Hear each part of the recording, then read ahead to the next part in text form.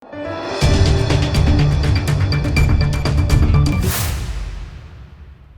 દર્શક મિત્રો, આપ જોઈ રહ્યા છો લોકમૈત્રી ન્યૂઝ. હું છું એન્કર અર્પિતા પટેલ. હવે જોઈએ અગત્યના સમાચાર. Shrimati I V Patel foundation for education learning and research Surat દ્વારા આયુષ્માન વયવંદના કાર્ડ કેમ્પનું આયોજન કરવામાં આવ્યું હતું.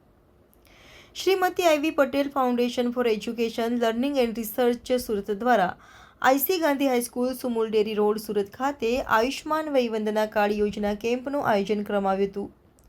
સિનિયર સિટીઝન વેલફેર એસોસિએશનના સહયોગથી આ કાર્યક્રમ કરવામાં આવ્યો હતો, જેમાં 70થી વધુ વરિષ્ઠ નાગરિકો હાજર રહી આ યોજનાનો લાભ લીધો હતો. આ કાર્યક્રમમાં Shrimati I V Patel foundation for education learning and research Surat ટ્રસ્ટના ચેરમેન શ્રી સનિલ પટેલ તથા સુરત સિનિયર સિટીઝન વેલફેર એસોસિએશનના પ્રમુખ શ્રી કનુભાઈ બ્રહ્મભટ્ટ, શ્રી હેમંતભાઈ ભાવસાર તથા મીનાબેન દેસાઈ તથા મોટી સંખ્યામાં સિનિયર સિટીઝન સભ્યો હાજર હતા. Reporter Sunil Ganjawala, Lokmaitri news, Surat. મારું નામ છે Sanil Patel, chairman Shrimati I V Patel foundation for education learning and research. આજે સિનિયર સિટીઝન વેલફેર એસોસિએશન અને આઈવી પટેલ ટ્રસ્ટના સંયુક્ત ઉપક્રમે આયુષ્યમાન વયવંદના કાર્ડના કેમ્પનું આયોજન કરવામાં આવ્યું છે, જેમાં 70થી વધુ લાભાર્થીઓએ ભાગ લીધો છે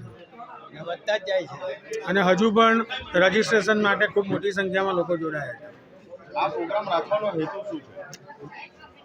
આપણે જાણીએ છીએ તેમ કે માનનીય પ્રધાનમંત્રી દ્વારા આયુષ્યમાન વયવંદના કાર્ડનું નો લાભ થકી સિનિયર સિટીઝન લોકોને મેડિકલ અને આરોગ્ય ક્ષેત્રે મદદરૂપ થવા માટેનો આ કાર્ડ બનાવવાનો કાર્યક્રમ રાખવામાં આવ્યો છે અને હેતુ એ છે કે સમાજના દરેક વર્ગના લોકોને આરોગ્યલક્ષી કોઈ પણ પ્રશ્ન ઊભો થાય અને આર્થિક રીતે જે નબળા હોય સમાજમાં એને આમાં સહયોગ મળી રહે તે માટે અમારી સંસ્થા દ્વારા કાર્યક્રમનું આયોજન કરવામાં આવ્યું છે. લોકમૈત્રી ન્યૂઝ સાથે જોડાયેલા રહેવા અમારા યુટ્યુબ ચેનલને સબસ્ક્રાઇબ કરી ફેસબુક અને ઇન્સ્ટાગ્રામ પેજને લાઇક અને શેર કરો.